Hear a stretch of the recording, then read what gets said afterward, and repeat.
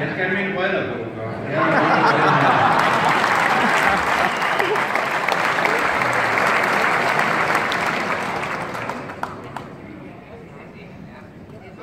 Det er blevet sagt, at han skulle være blevet den første danske NHL-spiller nogensinde.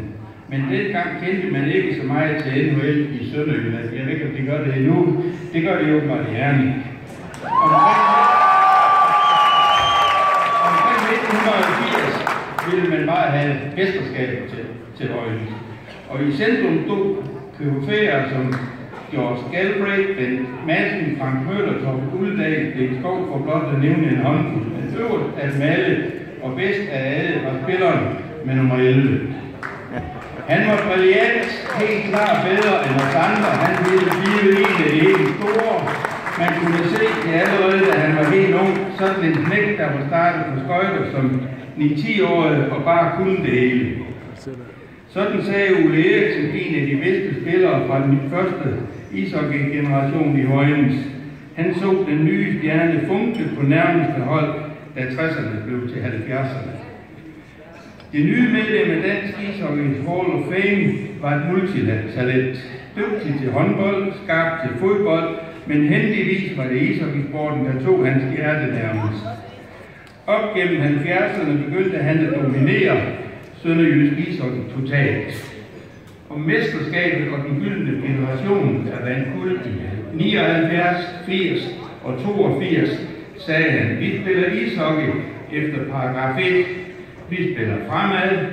Ishockey er et angrebsspil, hvor man skal løbe fremad i samme brøkdel af et sekund, hvor ens hold erobrer kuben. Genialt.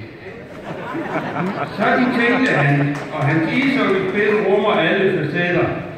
Han kunne arbejde fremad, skøjte, score mål og passe.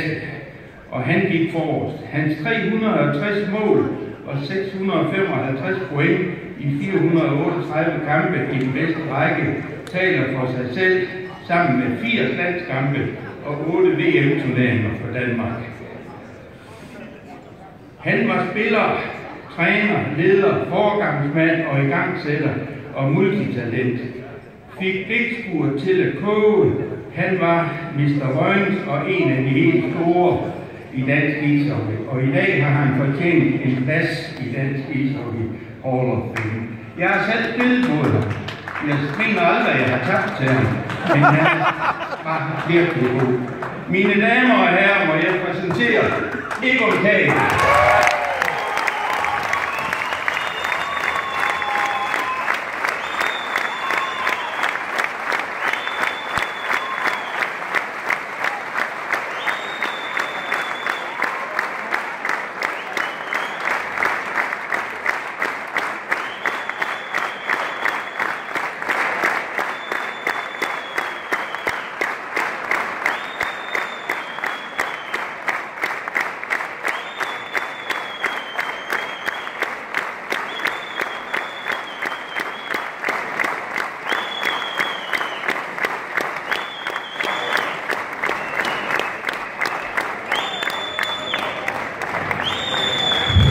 Ja, det er en stor ære at blive opdaget af en Hall of Fame, når man ser den liste, det er optaget. Det gør mig stolt, og jeg er utrolig glad.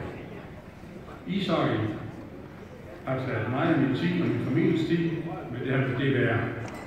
Jeg vil også gerne takke Vojens Ishockeyklub og Dansk Ishockeyunion for rigtig mange super oplevelser igennem tiderne. Tusind tak.